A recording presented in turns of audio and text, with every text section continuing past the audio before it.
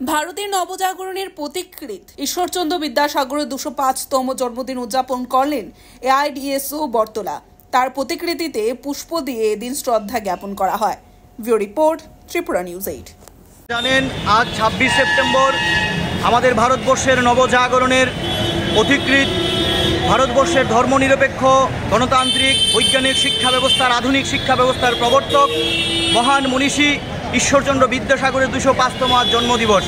আমরা এআইডিএসও প্রতি বছর মহান মনীষী ঈশ্বরচন্দ্র বিদ্যাসাগরের জন্মদিবস আমরা যথাযোগ্য মর্যাদার সহিত পালন করি।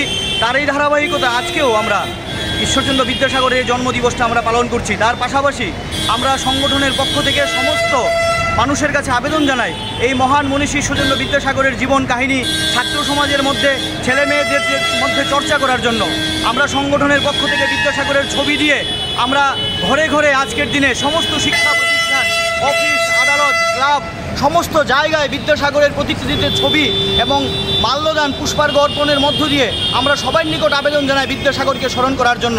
কারণ আমাদের দেশের বিদ্যাসাগর মশাই আমাদের দেশের যে শিক্ষা ব্যবস্থার যে স্বপ্ন দেখেছিলেন, এই সার্বজনীন শিক্ষা সকলের জন্য যে হওয়া উচিত ছিল, আজকেও আমরা দেখছি যে শিক্ষার মধ্যে নানা ধরনের আক্রমণ। এই জাতীয় শিক্ষানীতি 2020 চালু করে শিক্ষার যে প্রাণ সত্তা সেটাকে আজকে ধ্বংস করে দিচ্ছে।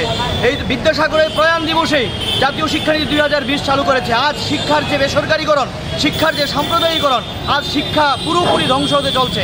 আমরা বিদ্যাসাগরের জন্মদিবসে এআইডিএসও শপথ নিতে চাই যে সারা দেশব্যাপী শিক্ষার উপর যে আক্রমণ, এই আক্রমণকে প্রতিহত করতে সমস্ত ছাত্র যুব সমাজ আজ এগিয়ে আসা দরকার। আমি রাজ্য সম্পাদক